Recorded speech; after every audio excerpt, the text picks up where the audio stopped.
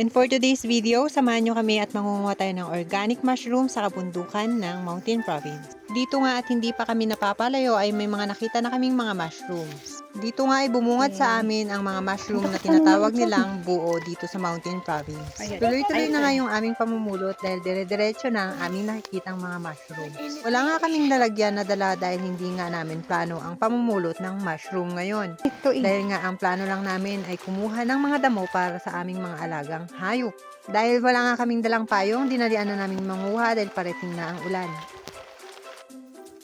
Habang pauwi nga kami ay marami pa rin kaming nadadaanan ng mga mushroom katulad nito. Kaya bukas nga ay babalikan namin yung aming mga naiwan dahil sobrang dami pa nung mga naiwan namin. Kahit nga parating na yung ulan ay tuloy-tuloy pa rin kami sa pangunguha at pamumulot.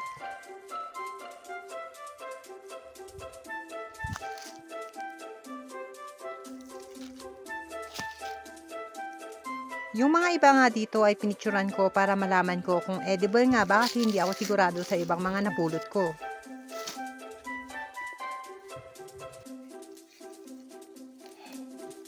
Karamihan nga sa mga napulot namin ay yung tinatawag nila dito na buo.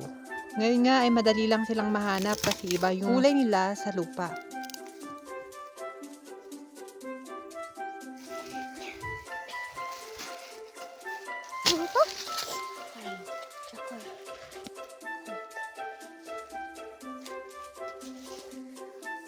Nice, wag.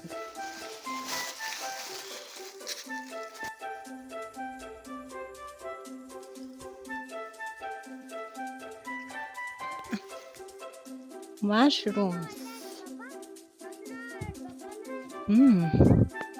Bango.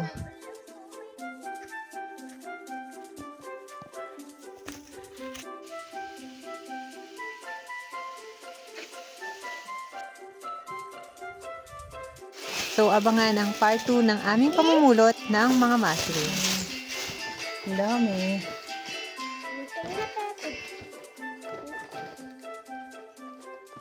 So ayun lang ang kwento ng pamumulot ng mushroom sa kabundukan ng Cordillera. Maraming salamat!